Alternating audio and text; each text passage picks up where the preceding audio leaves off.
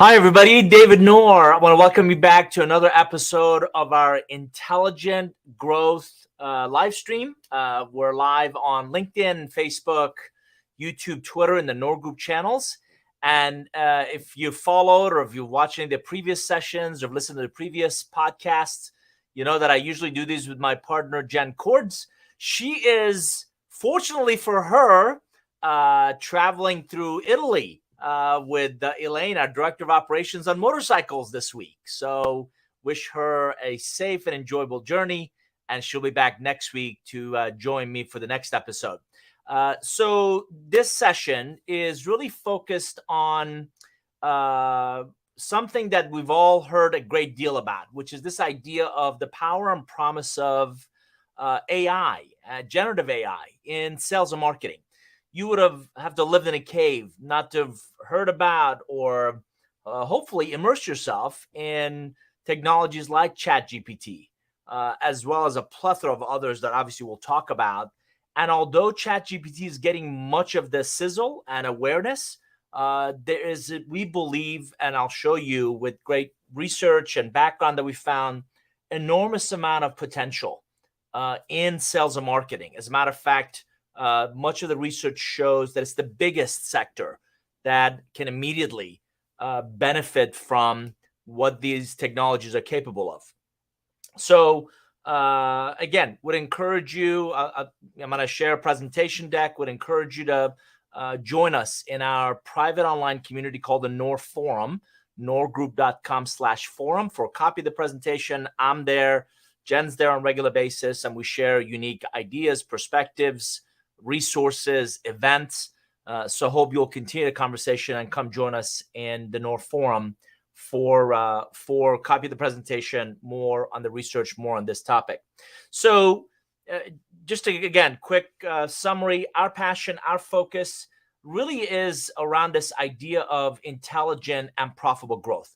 Particularly in the subscription economy, we see the idea of, and we'll talk more about this, relationships that I've been a student of. We focus on really getting reinvented, and not just the SaaS-based tech companies that we work with, but a lot of also mature companies and mature industries are increasingly looking for that recurring revenue model. So how do we take our products, our services, and our expertise, and much more importantly, our relationships with those clients, and create a OpEx model, not just a CapEx offering?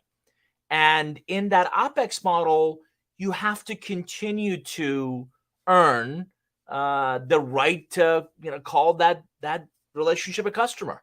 And it's not just a transactional, thanks very much, we're done, but an ongoing relationship, and one that you hopefully deepen and nurture and really build up walls for competition, and really build that competitive differentiation, not just by products and services, but also really the deepened relationship. So we've doubled down in the last several months on this idea of a customer lifecycle journey, on this idea that you got to create awareness in phase one, engagement. You got to fuel their evaluation. I coach a lot of clients that the relationship really starts when they buy. So the purchase level, that's when the promises you're making on the left-hand side of this infinity loop, you actually have to deliver on the right-hand side.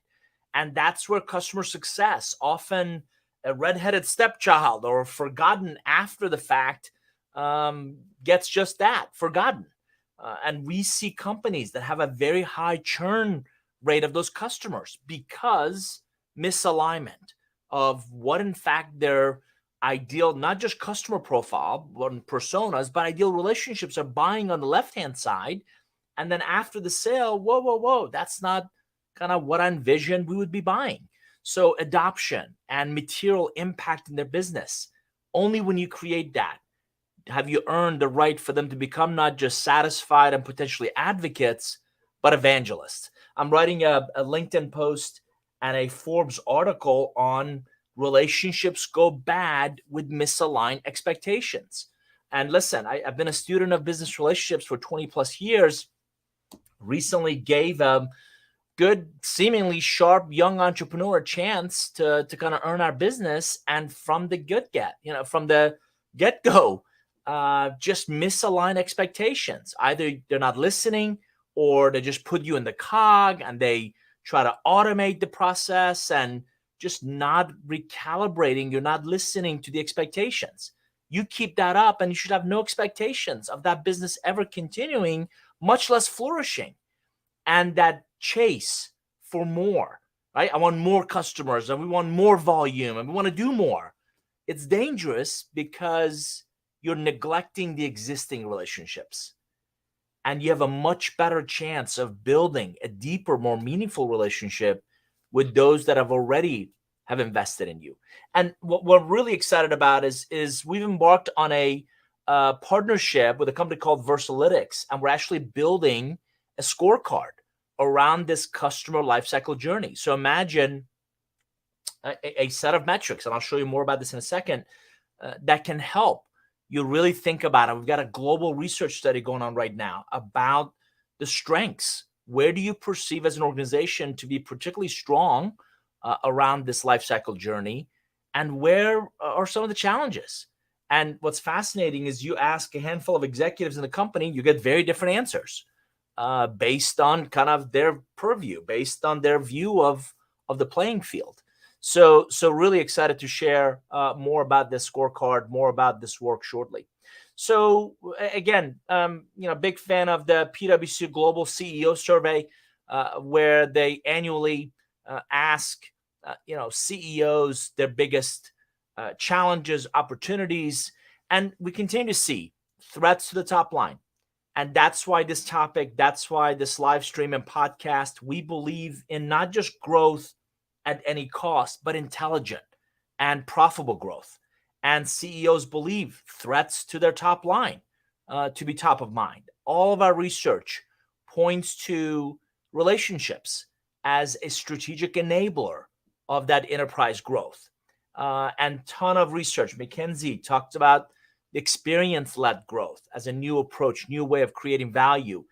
Jen and her team, who lead our RevOps practice, again, you may have heard me say this, nobody's spending money, time, effort on RevOps because they're bored.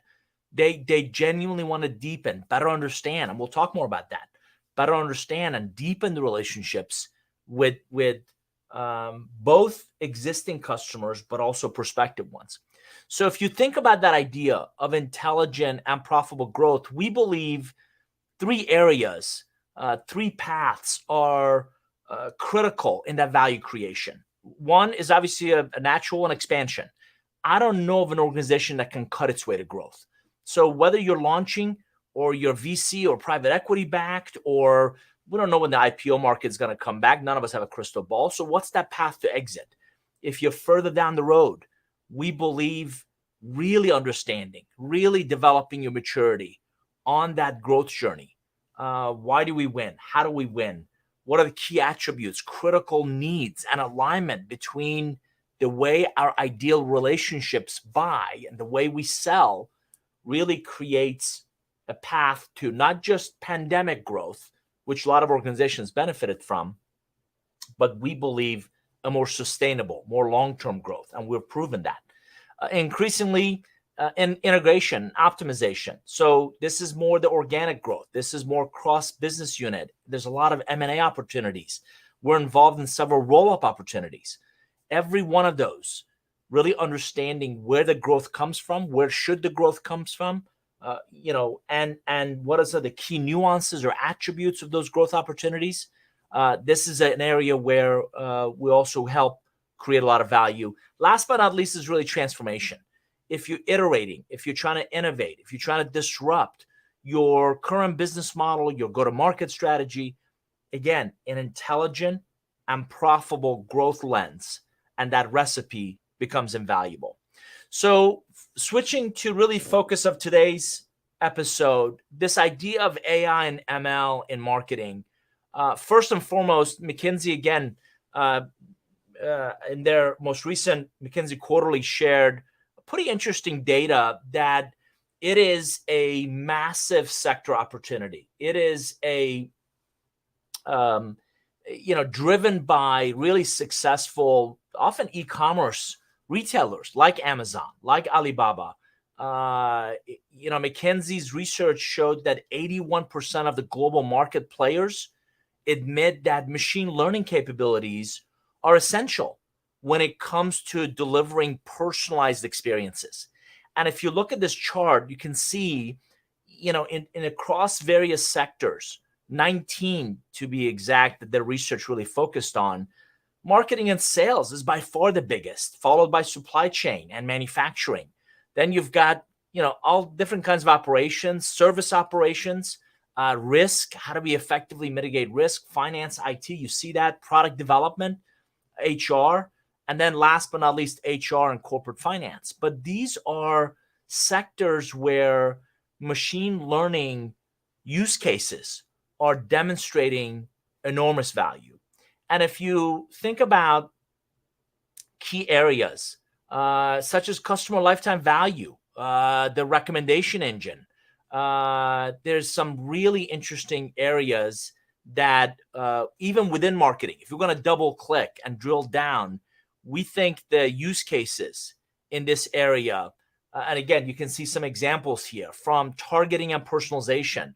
I spoke to a CMO yesterday who talked a lot about behaviors they observe from their own data, from their own website, is allowing them to, in real time, not just push products, which we'll talk about that in a second, but really be helpful.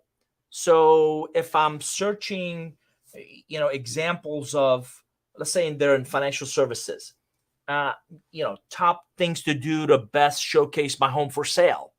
Or if I come and search for mortgage rates, I'm not doing that because I'm bored and have nothing else to do. I'm raising my hand and saying, I'm in the market. I'm interested in this environment. How can you create predictive models and really targeting and personalization to help them, to really guide their journey? So as you can see, other examples like customer attribution, predictive analytics, really helping, Netflix and Amazon, we know this, do predictive analytics to try to understand titles and products that they, offer all of us as consumers.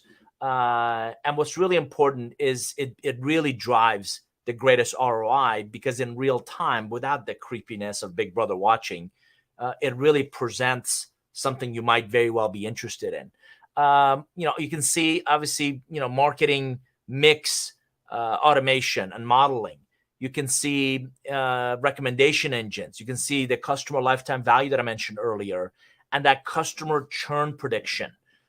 These are all examples of how this technology can really get ahead and think ahead in terms of anticipating, in terms of really understanding where and how to get ahead. Some of you may know I'm originally from Iran, and I distinctly remember as a kid, by the way, 42 first cousins. And my grandfather, I certainly didn't get it then, taught most of us to play chess.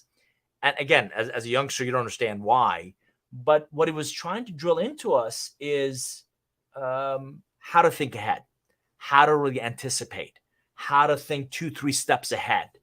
And that's exactly what a lot of these technologies are helping marketing and sales leaders think about, anticipate, really get 2-3 steps ahead of what will that highly personalized, highly customized relationship want, need, be interested in next. And you may have heard me say this in relationships, 4 steps. Know me, like me, trust me, pay me. It works in that sequence. So if you get to know me, hopefully you can see that you can like me. And there's a certain, Johnny Carson used to say, a certain likability factor to all of us. And brands and relationships are still, there's a likability factor. If you get to like me, hopefully there's an opportunity, or we create an opportunity, we can trust me, that I'm a credible resource. I'm a valuable resource. I'm a trusted resource. And nurturing that trust has never been more valuable and more critical in not just buying products and services, but believability and credibility and repute. Only when you trust me will you pay me. Will you buy from me? Will you believe in me? Will you believe in my approach to solving that problem or addressing that challenge or opportunity?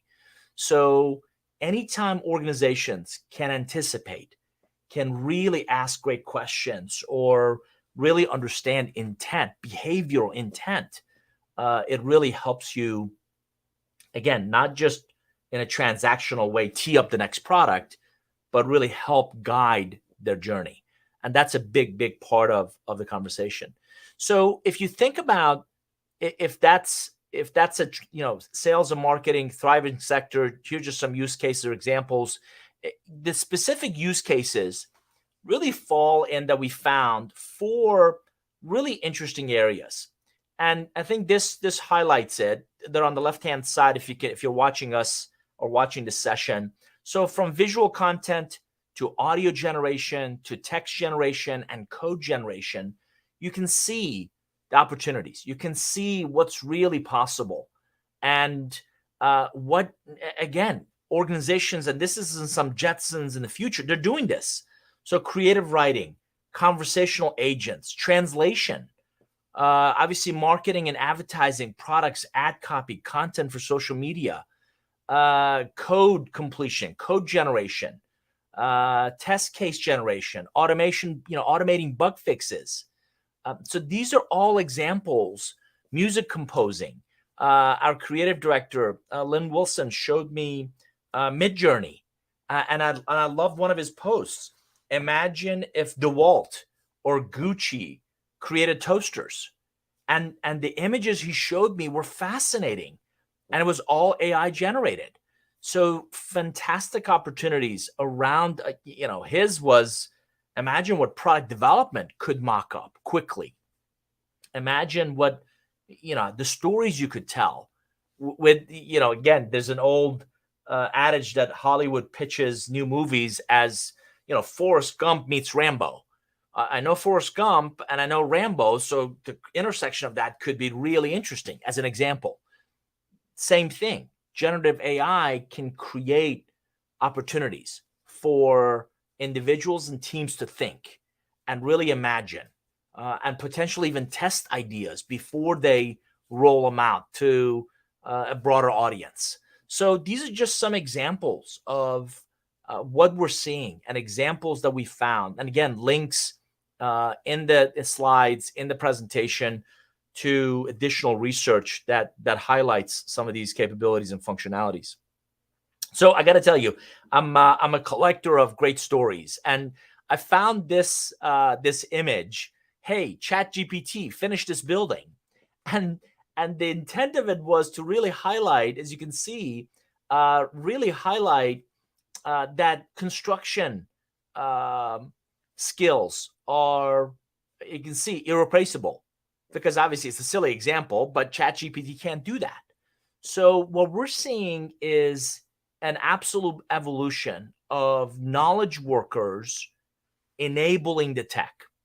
If you think of even ChatGPT, and certainly a lot of the tools and platforms that are out there, the quality of the response, there's a direct correlation between the quality of the response with the quality of the question.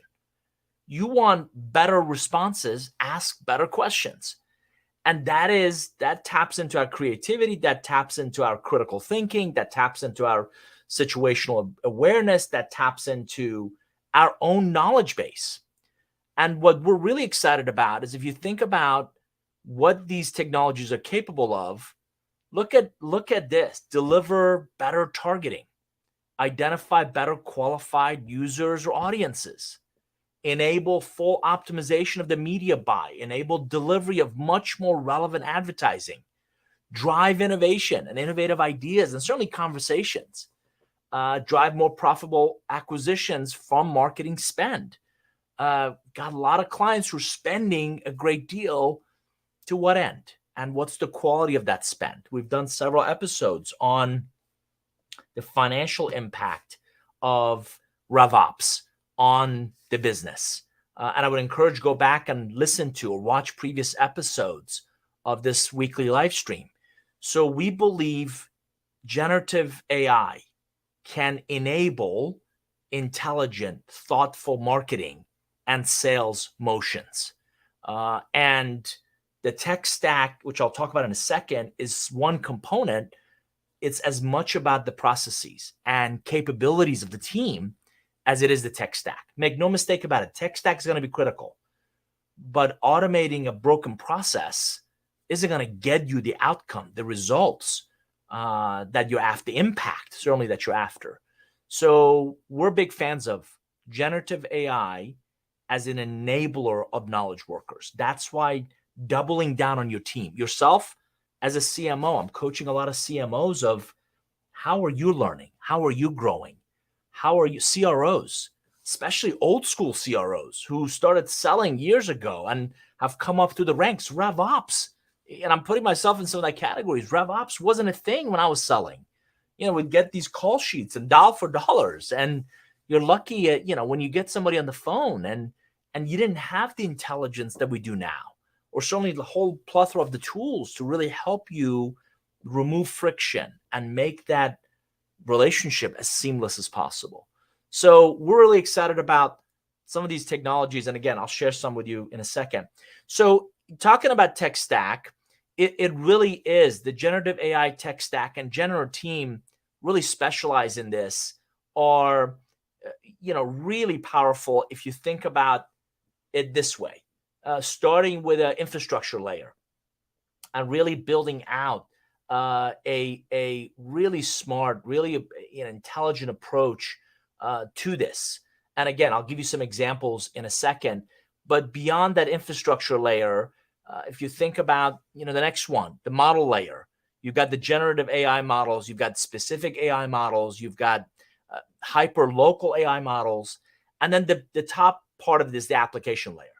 And again, there's a lot of really interesting end-to-end apps that use proprietary models. There's apps without proprietary models. Generative AI models, there's some very specific tools. The hyper-local AI models really allow you to focus, and this infrastructure really becomes scalable. And that's one of the things that, again, Generative team, when they go in and they do their, whether it's an X-ray or a full assessment, they're looking at this environment. So I wanted to, we came up with a list of tools that I thought would be really useful.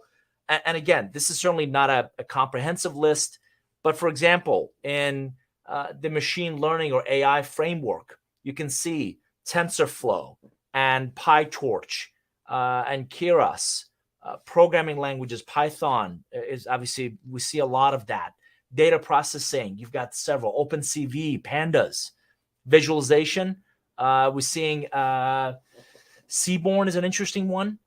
There's all kinds of other tools. Git is a huge one. Obviously, Gen came from there before, security scorecard. So again, we'll share this list. Certainly, again, as I mentioned earlier, not a comprehensive one, but some really interesting tools and technologies we're seeing. Kubernetes is another one in the deployment area, but we're seeing some really interesting tools in this space. So we've been talking a lot about marketing.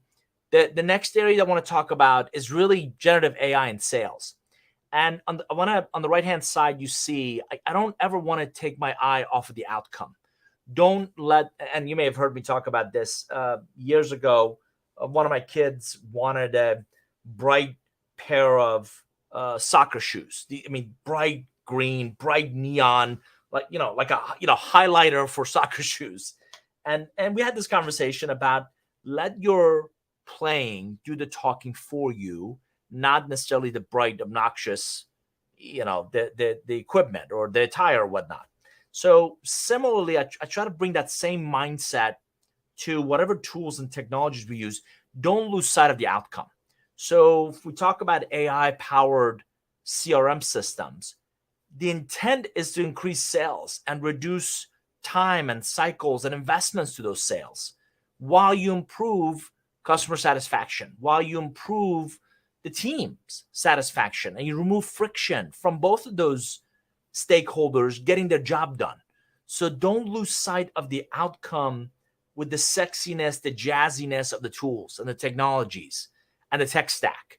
And way too many technologists kind of go off the deep end when let me show you how all this. I don't need to know everything you know. What I need to know is how can it help me become more efficient, really more predictive, more intelligent in how I go to market and how I engage that prospective relationship. So don't lose, and that's why I'm keeping that up. Don't lose sight of what we're trying to do. So here's some use cases of generative AI for sales that I thought would be particularly relevant, particularly useful. Obviously, a very common one is content creation for sales material. The days of, and again, I don't want to speak for other organizations, but we stopped printing marketing material years ago because it becomes outdated by the time you print 10,000 copies of anything. So content creation for sales material should be extremely adaptable, should be nimble, should be personalized.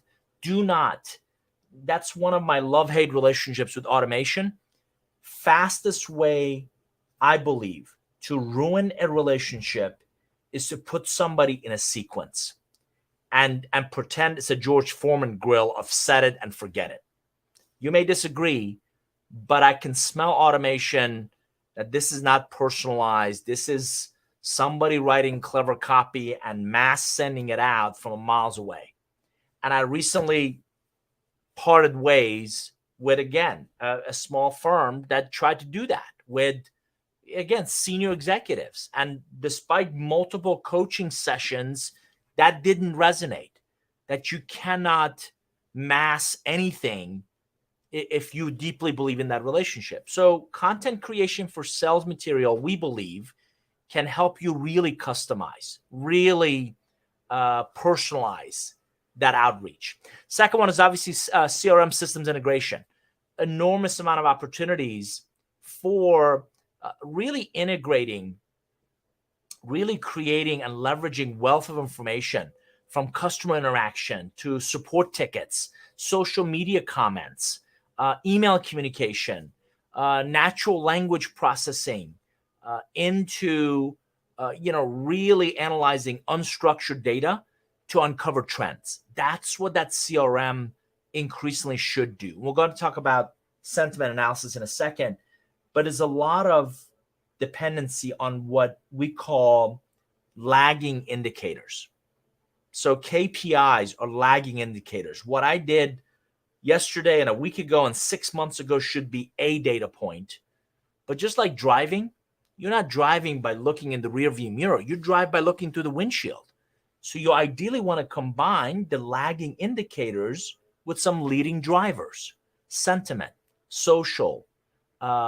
These are examples of kind of looking ahead, predictive analytics, looking ahead, and an intelligent CRM systems integration that's AI enabled really allows you to do that. And that's, again, reinforcing the chart on the right. Next is customer segmentation. And how do we better understand? How do we start to much more intelligently use that data to identify patterns? I want to classify customers into distinct, not just even segments, but subsegments and preferences and needs. Even within, again, I was talking to another CMO who said, I think ICPs and personas are dead because you're still painting with a very broad brush. Two customer segments with very similar demographics, psychographics could have very different buying needs and behaviors and paths they choose.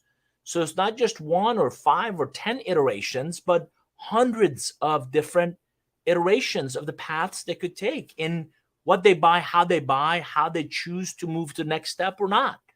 So customer, I think a better title here might be sub-segmentation, in really understanding, tailoring, deeply tailoring the strategy, the messaging, offers that resonates with that subgroup, improving the overall effectiveness of the sales motion.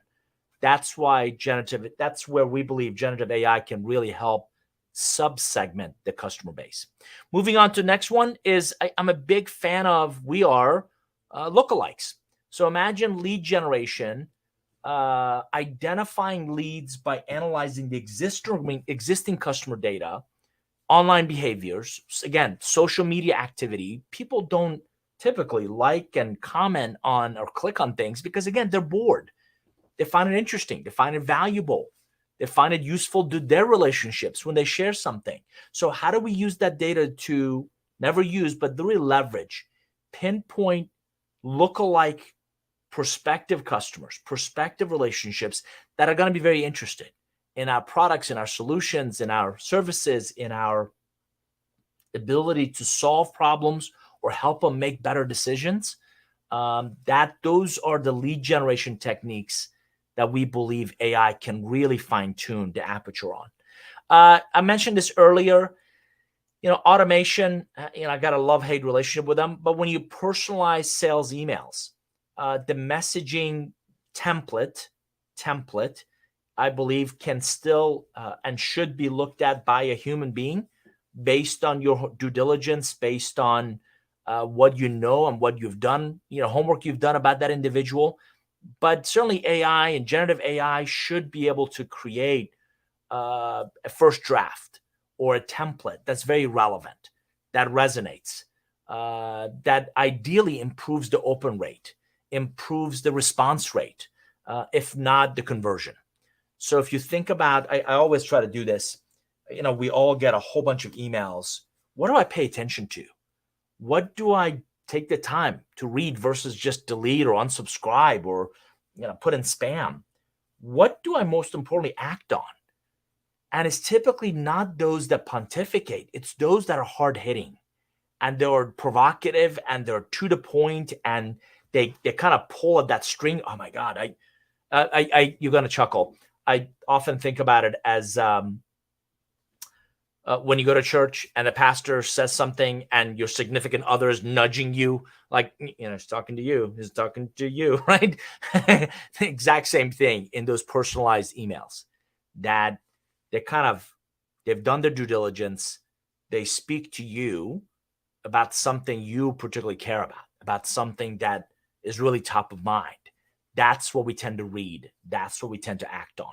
And we believe, and there's some fantastic examples of how generative AI is doing that, and is really equipping search solutions, large language models, CRM automation to create really tight, really intelligent examples of those personalized emails.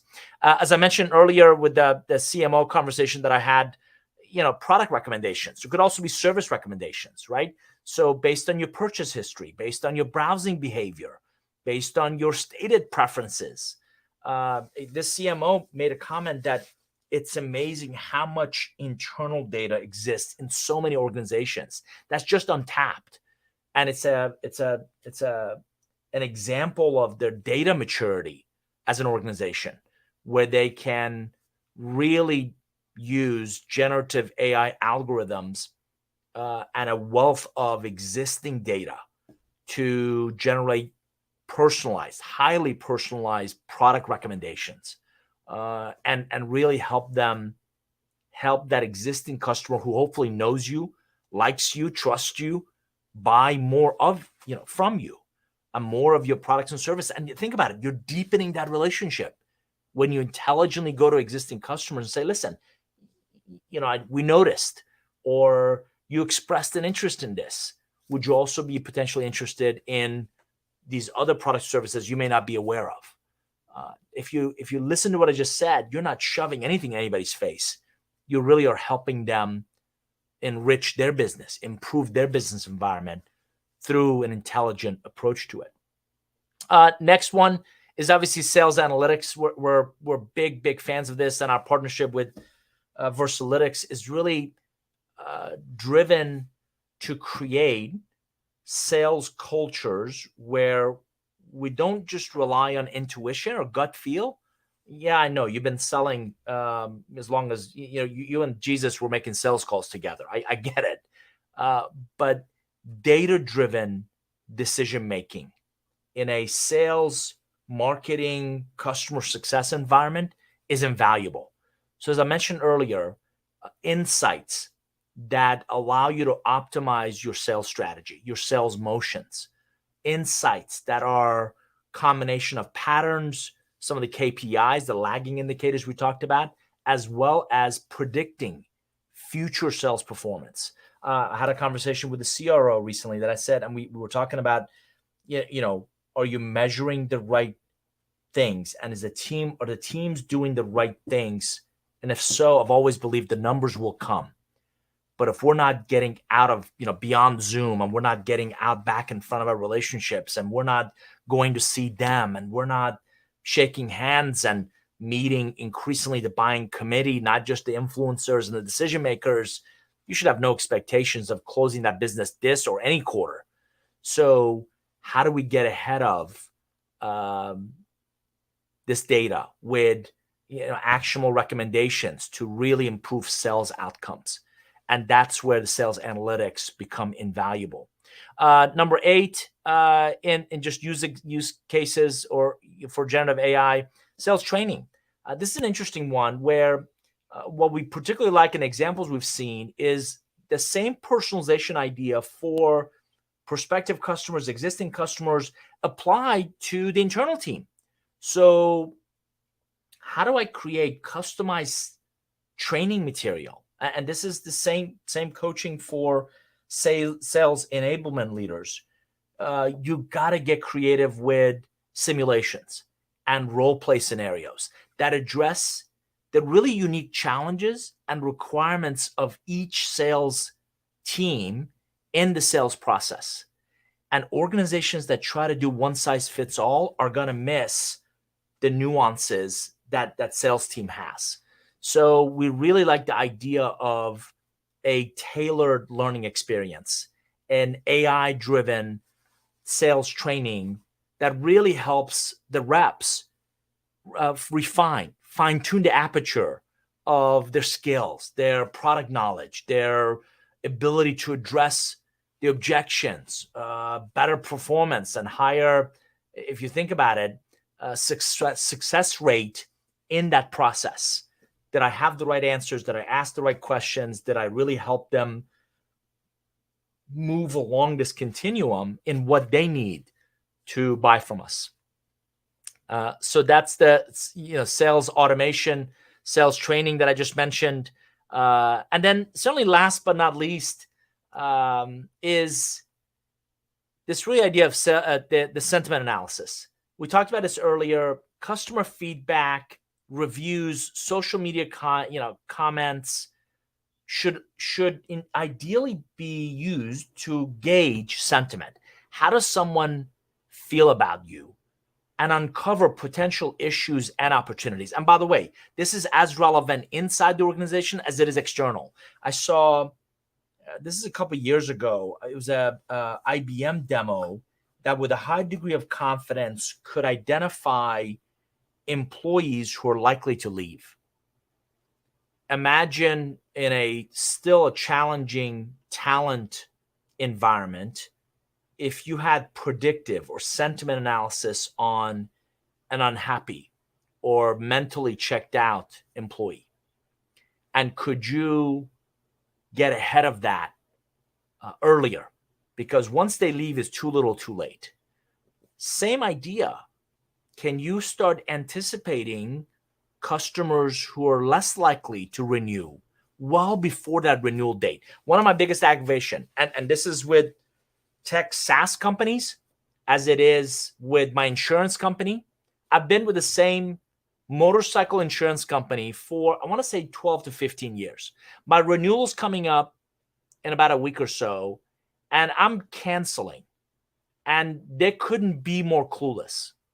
As a matter of fact, they send a presumptuous email of, well, we look forward to renewing with you. And I'm like, not sure you get it. Not sure we're on the same page, that I'm not happy with you.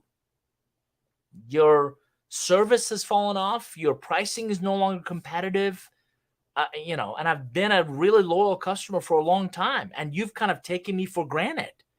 And tech companies industry associations do this exact same thing. You often don't hear from them until the membership renewal comes up.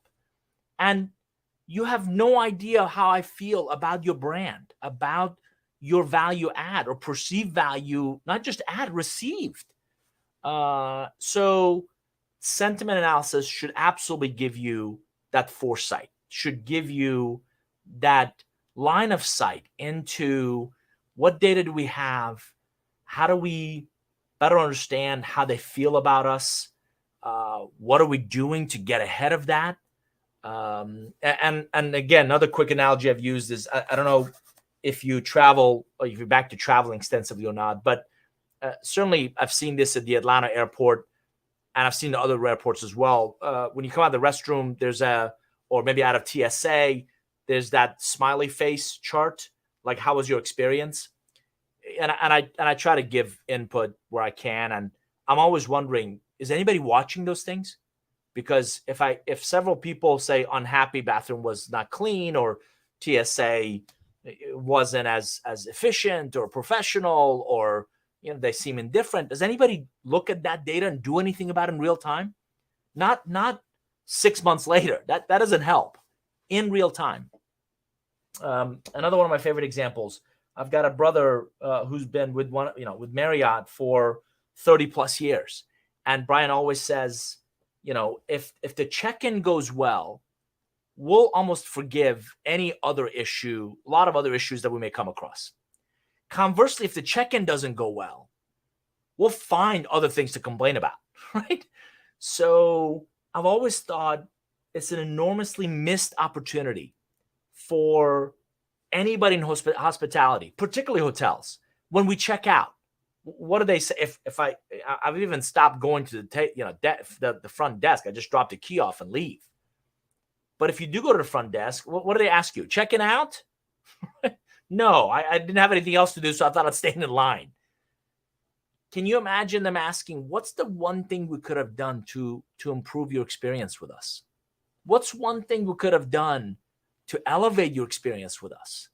Imagine how many people stay in a hotel on a given month or a year, and the insights, if someone cared enough, the insights they could gather and review every shift and apply immediately, not an annual something, not at the GM meeting, not at that shift, that shift manager or supervisor or the GM held weekly meetings with the senior staff of, let's review the insights that our guests have given us, but also equally valuable from the employees.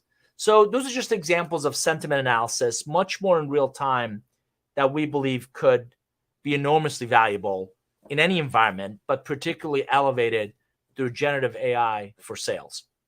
So as a quick reminder, these are just examples. What you've heard, what you've seen is kind of what our team does. I lead a growth strategy practice where, from speaking on these topics to creating half-day workshops to strategy visualization, Lynn Wilson's our creative director, and we turn overly complicated stories, initiatives, solutions, processes into, it's over this shoulder, something we call strategy visualization, all the way to coaching and development of the team, as well as M&A integration. Jen Cords, my business partner, runs our RevOps practice, from the X-ray to assessments to point solutions, likewise fractional or interim support, M&A integration, all the way up to managed services. And beyond that infinity loop, the customer lifecycle journey, maturity model that I showed earlier, we've also created a deeper dive. So imagine double-clicking and you get the amplified time to impact process, where through 10 steps, we can really focus on the buyer journey, the user journeys and profiles, the integration with the rest of your environment. And again, working with Versalytics, we've created a scorecard that not just gives you a numerical score, but gives you very specifically where you should focus on. And we're bringing this scorecard to a handful of clients today and making it much more broadly available. Our last practice is BizOps. As I mentioned, is a partnership with Versalytics. where we likewise look at your data maturity model and where and how you really leverage data analysis, data visualization. Again, M&A integration. We're finding plethora of siloed data sources and how to really bring data solutions to optimize the business. So again, I hope this session on the power and promise of generative AI has been useful to you. I would encourage you and remind you to come join us in our NOR Forum community, norgroup.com/forum, where we'll post copies of the presentation, additional resources, access to the research from the session that we think might be useful to you. And join us. I hope you'll join us each Tuesday at noon Eastern. Next week, Jen will be back, and we have the fantastic guest who's joining us to really talk about creating a culture, Mark Hayes is joining us, and we're going to talk about creating a culture of sales coaching. So we're going to start to invite different guests that we found in our walks of life and through our relationships that we think will be valuable to our audience. And to continue to really drive this idea of intelligent growth, intelligent and profitable growth with the work that we do. So on behalf of my partner, Jen Cords, I'm David Noor. Thanks for joining us. Hope this has been useful to you. And again, we're live on LinkedIn, Facebook, YouTube, Twitter through the NOR Group channels. And we repurpose these live streams into our podcast. And you can find those at norgroup.com/podcast, or just search for Intelligent Growth wherever you consume podcasts. Thanks, everybody. Look forward to seeing you next.